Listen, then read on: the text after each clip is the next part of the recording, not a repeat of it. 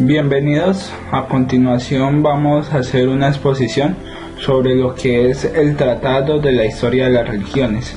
Allí pues vamos a ver lo que es el hecho religioso y vamos a ver dos temas principales, que son la experiencia de lo sagrado y la estructura del hecho religioso. Entonces pues bienvenidos, vamos a hacer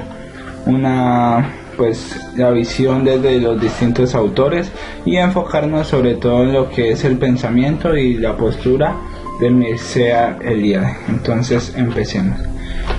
Pues lo primero que debemos ver es el hecho religioso, y pues debemos decir que el hecho religioso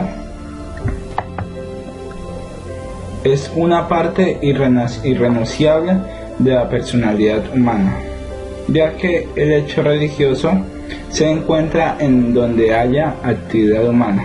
Esto lo ratificamos, por ejemplo, en tiempos prehistóricos, donde pues las pinturas rupestres muestran que los hombres de ese tiempo, del tiempo prehistórico, del paleolítico, hacían imágenes o hacían pinturas en las que expresaban sus ritos antes de ir a la casa, encomendando pues a las deidades o al misterio sus actividades diarias. Entonces, donde hay actividad humana, allí se encuentra el hecho religioso. Es algo de la esencia del hombre.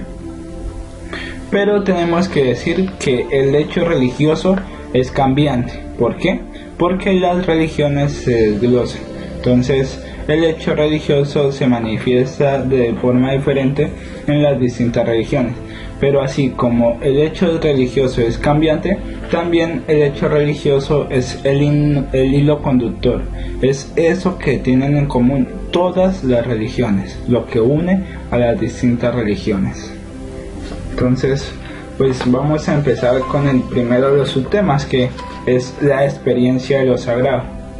Y para hablar de la experiencia de lo sagrado, debemos empezar hablando sobre qué es lo sagrado. Entonces, debemos empezar diciendo que es una palabra importante en la religión. Incluso es más importante que la noción de Dios. ¿Por qué? Porque existen religiones que no tienen deidad, no tienen un Dios. Ese es, por ejemplo, el caso del budismo. Pero todas las religiones tienen la experiencia, tienen el hecho religioso, tienen la experiencia de lo sagrado.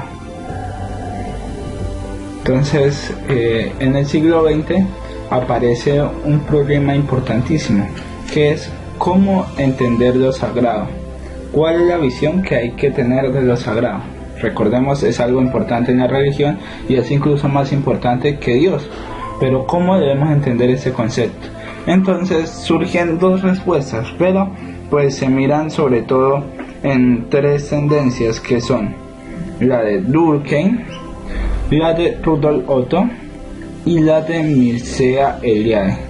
Entonces, la primera visión de cómo entender lo sagrado es la de Durkheim, que es un sociólogo francés.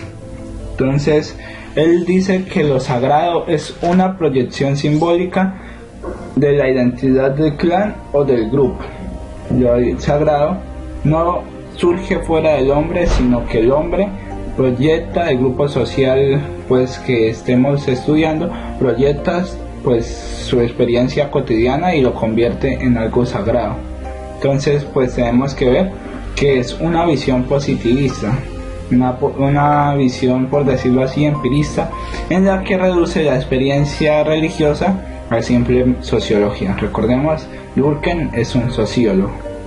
Entonces él va a decir que la acción colectiva del clan es la que suscita la sensación de lo sagrado. Y pues así, del mismo modo que aparece lo sagrado, entonces aparecen también las prohibiciones y los tabúes de esta misma experiencia. Podemos pues concluir en Durkheim que él simplemente tiene una visión reductivista. ¿Por qué? Porque reduce la experiencia religiosa, reduce el hecho sagrado a simple sociología, a simple proyección, a simple visión de un grupo determinado. La segunda visión es la visión de Rudolf Otto. Rudolf Otto es un teólogo e historiador de las religiones. Entonces, él dice que lo sagrado es un poder que se sitúa más allá del ámbito de lo humano. Él simplemente va a decir que lo sagrado es algo trascendente, algo que está fuera de la realidad humana y de la realidad profana. Entonces, va a decir primeramente que es un misterio, es una realidad trascendente. Él dice que no es producto del individuo, sino el objeto de su experiencia religiosa. Es algo misterioso experimentado por el ser humano.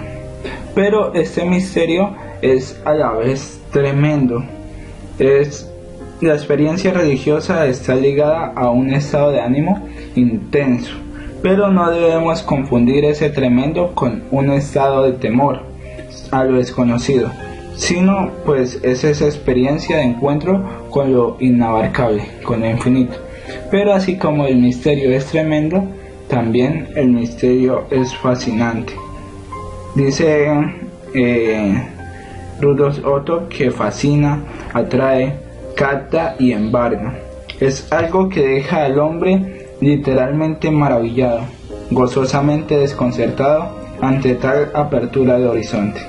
Entonces, pues, él va a concluir que lo sagrado debe vivirse como un misterio tremendo y fascinante. Aporta al hombre una tal confianza en él que descubre cómo su inseguridad, su limitación humana, se ve protegida por el misterio. Un concepto importante en Rudolf Otto es el luminoso, que es un poder o cualidad que está más allá del individuo, que trasciende la experiencia de cualquier ser humano. Es el mismo misterio. La tercera visión es la de Mircea Eliade. Este hombre es pues un pensador nacido en Rumania y nacionalizado en Estados Unidos. Es el representante de la corriente hermenéutica, conectada con la fenomenología y la historia de las religiones.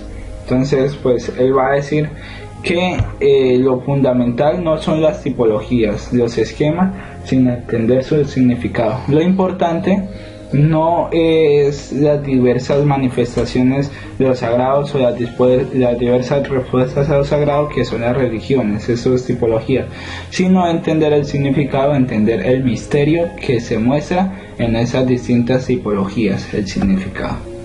Y dice que lo sagrado trasciende el mundo. Recordemos que esta es la visión de Rudolf Otto, lo sagrado trasciende al mundo, pero él va a decir algo muy importante. Así como lo sagrado trasciende el mundo, también se revela en el mundo. Y es lo que él va a llamar la hierofanía, la revelación de lo sagrado en el mundo. Pero pues no vamos a enfatizar ahorita en este tema. Las hierofanías las vamos a ver al final, finalizando la presentación, ya que es una parte de la estructura de la religión, o de las características fundamentales de la religión. Él va a decir que la historia de las religiones, las distintas religiones, es una acumulación de hierofanías, que pueden ser de dos clases, elementales y supremas. Estas las vamos a ver más tardecito, las distintas clases de hierofanías. Bueno, entonces eso era la primera parte que nos habla sobre cómo es la experiencia de lo sagrado y sobre todo lo sagrado, cómo debemos entender lo sagrado. Entonces ahora vamos a hablar sobre la estructura del hecho religioso. Entonces pues debemos empezar por una premisa: no existe la religión en sentido abstracto. El concepto de religión no existe, sino que existen las religiones, es decir, las diversas respuestas que el hombre ha dado ante el misterio.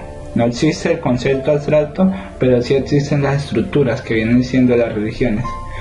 Y pues así como todas las religiones son únicas porque es una experiencia de un grupo, es personal, también comparten rasgos comunes, y es lo que vamos a llamar estructura de la religión. Y pues estos rasgos comunes los vamos a ver principalmente en 4 grupos. El primero es el ámbito de lo sagrado. El segundo es la actitud religiosa. El tercero es las expresiones de la actitud religiosa. Y por último, las manifestaciones de lo sagrado, que pues habíamos escuchado antes, las hierofanías. Entonces vamos a empezar por la primera, el ámbito de lo sagrado. Entonces debemos decir que existen unos rasgos de lo sagrado. Entonces, una característica de la religión es que siempre existe la distinción entre sagrado y profano. Lo sagrado es completamente lo contrario a lo profano. Y debemos decir que primeramente lo sagrado es superior a lo profano. ¿Por qué? Una característica de las cosas sagradas es que son superiores a las profanas. Tienen más poder y más dignidad. Otra característica es que está a otro nivel. Hay tanta diferencia entre lo sagrado y lo profano que con frecuencia la oposición se convierte en antagonismo, completamente contrarios. Entonces, dentro de estos rasgos de lo sagrado, vamos a ver un término esencial de Mircea Eliade. Él va a inventarlo, por decirlo así, que es la de ruptura de nivel. ¿Y en qué consiste la ruptura de nivel? Se trata pues de establecer una ruptura con la vida ordinaria. ¿Cómo así? Es simplemente el mismo mundo, pero vivido de otra manera.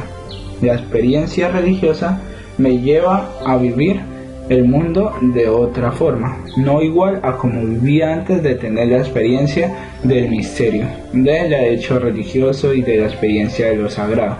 Entonces, Mircea Eliade dice que existen unos signos de la ruptura de nivel, que pues son 3. El primero es la experiencia de lo sagrado. Es la vivencia del misterio tremendo y fascinante. Es algo que se convierte en apasionante.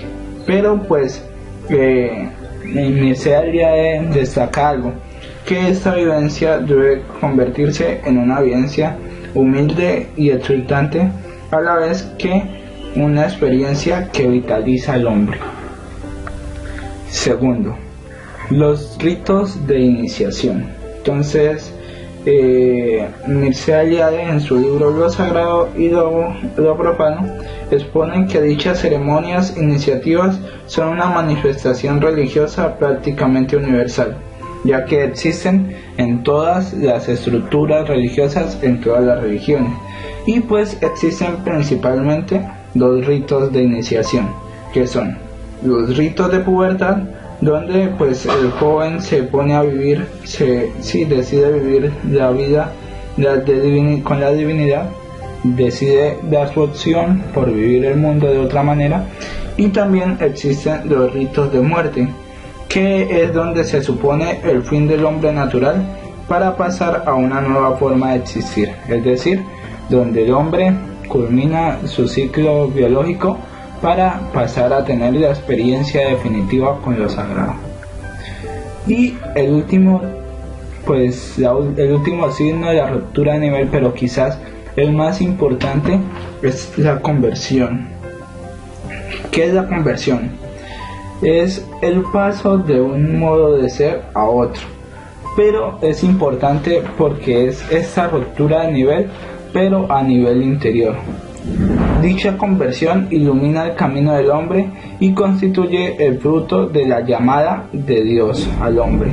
Renuncia a vivir su vida intramundana por otro horizonte más amplio, la iluminación, la liberación o lo que llamaremos la salvación.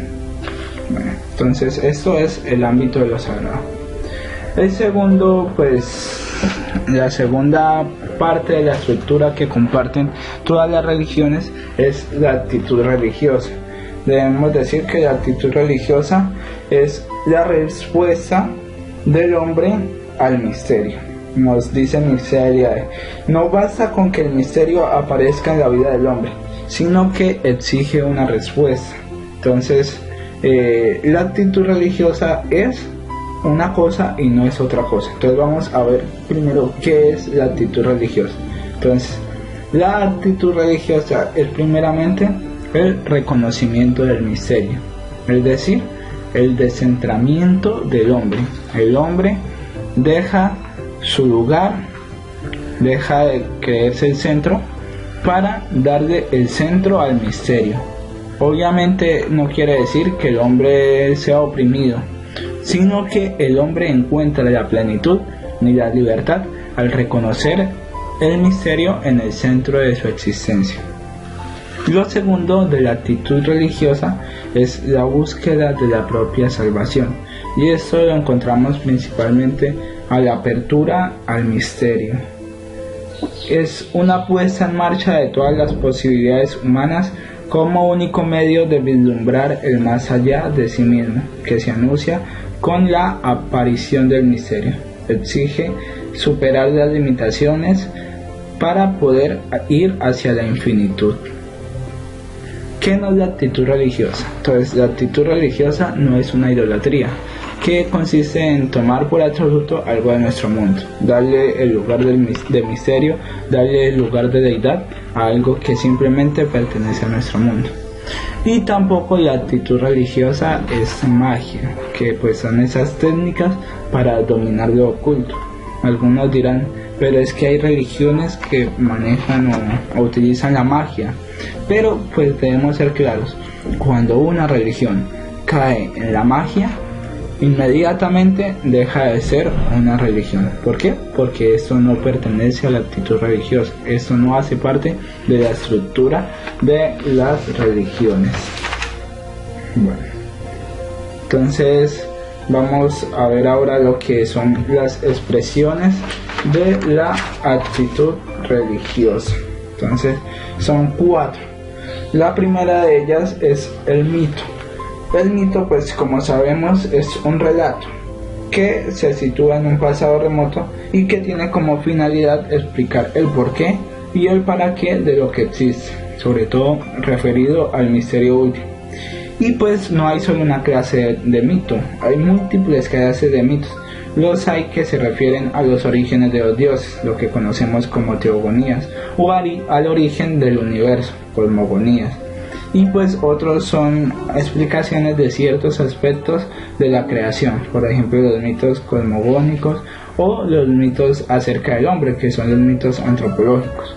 Y también pues existen no solo mitos de los orígenes, sino también, por ejemplo, mitos que tratan de explicar el fin del mundo, que son los mitos escatológicos. Entonces, siempre pues en todas las expresiones de esta actitud religiosa, de esa apertura y de ese reconocimiento del misterio, existen lo que son los ritos.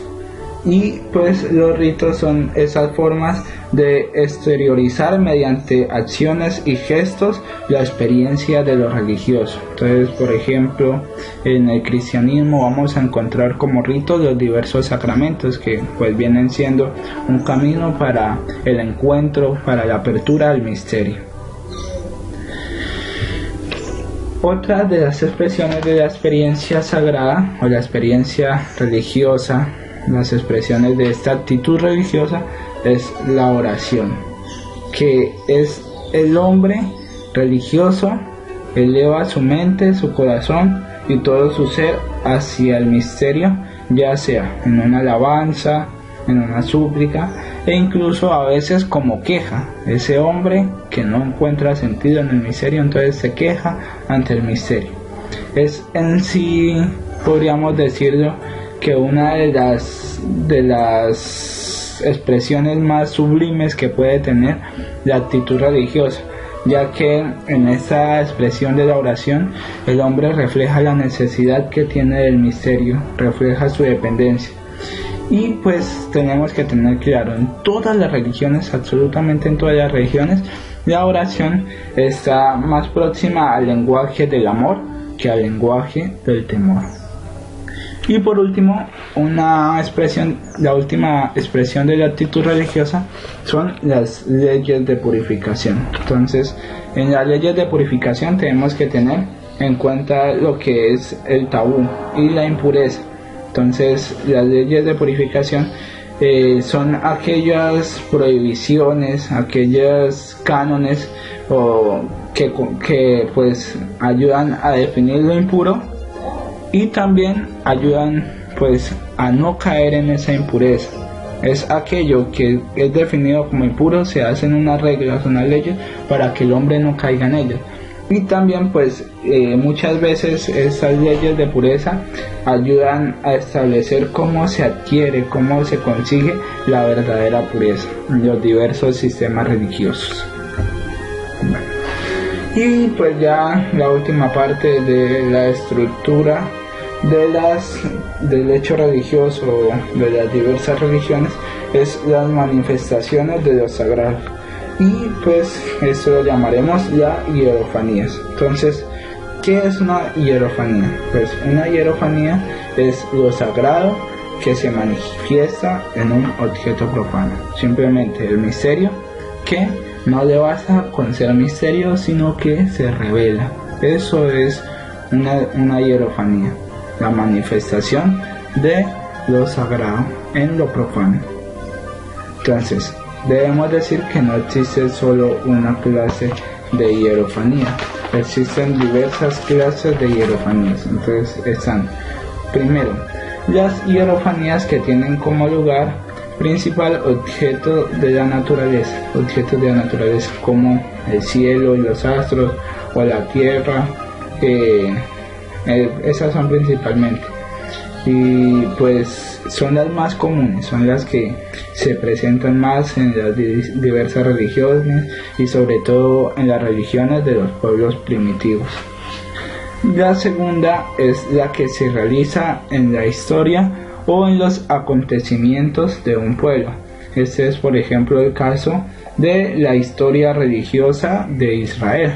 Toda la historia de Israel es una manifestación hierofánica.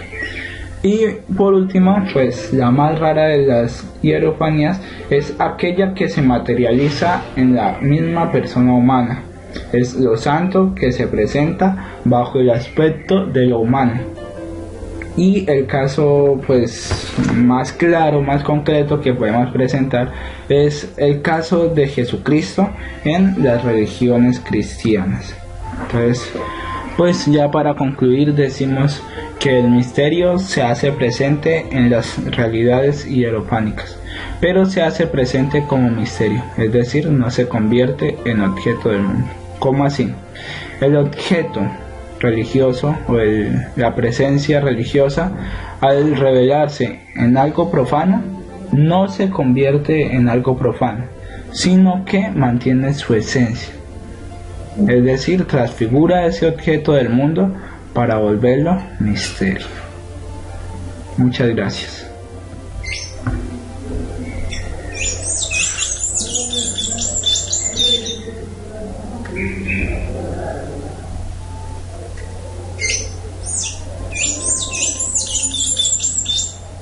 Que decir que el hecho religioso es cambiante. ¿Por qué? Porque las religiones se desglosan. Entonces, el hecho religioso se manifiesta de forma diferente en las distintas religiones. Pero así como el hecho religioso es cambiante, también el hecho religioso es el hilo conductor. Es eso que tienen en común todas las religiones, lo que une a las distintas religiones. Entonces, pues vamos a empezar con el primero de los subtemas, que es la experiencia de lo sagrado. Y para hablar de la experiencia de lo sagrado, debemos empezar hablando sobre qué es lo sagrado. Entonces, debemos empezar diciendo que es una palabra importante en la religión. Incluso es más. Bienvenidos. A continuación vamos a hacer una exposición sobre lo que es el Tratado de la Historia de las Religiones. Allí pues vamos a ver lo que es el hecho religioso y vamos a ver dos temas principales, que son la experiencia de lo sagrado y la estructura del hecho religioso. Entonces, pues bienvenidos, vamos a hacer la visión desde los distintos autores y enfocarnos sobre todo en lo que es el pensamiento y la postura de Mircea Eliade. Entonces empecemos. Pues lo primero que debemos ver es el hecho religioso, y pues debemos decir que el hecho religioso, la de Rudolf Otto y la de Mircea Eliade. Entonces, la primera visión de cómo entender lo sagrado es la de Durkheim, que es un sociólogo francés. Entonces, él dice que lo sagrado es una proyección simbólica de la identidad del clan o del grupo. Lo sagrado no surge fuera del hombre, sino que el hombre proyecta el grupo social pues que estemos estudiando, proyecta pues su experiencia cotidiana y lo convierte en algo sagrado. Entonces pues tenemos que ver que es una visión positivista, una visión, por decirlo así, empirista, en la que reduce la experiencia religiosa a simple sociología. Es importante que la noción de Dios. ¿Por qué? Porque existen religiones que no tienen deidad, no tienen un Dios. Este es, por ejemplo, el caso del budismo. Pero todas las religiones tienen la experiencia, tienen el hecho religioso, tienen la experiencia de lo sagrado. Entonces, en el siglo XX aparece un problema importantísimo, que es cómo entender lo sagrado. ¿Cuál es la visión que hay que tener de lo sagrado? Recordemos, es algo importante en la religión y es incluso más importante que Dios. Pero ¿cómo debemos entender ese concepto? Entonces surgen dos respuestas, pero pues se miran sobre todo en tres tendencias, que son la de Durkheim. Es una parte irrenunciable de la personalidad humana, ya que el hecho religioso se encuentra en donde haya actividad humana. Esto lo ratificamos, por ejemplo, en tiempos prehistóricos, donde pues las pinturas rupestres muestran que los hombres de ese tiempo, del tiempo prehistórico, del paleolítico, hacían imágenes o hacían pinturas en las que expresaban sus ritos antes de ir a la casa, encomendando pues a las deidades o al misterio sus actividades diarias. Entonces, donde hay actividad humana, allí se encuentra el hecho religioso. Es algo de la esencia del hombre. Pero tenemos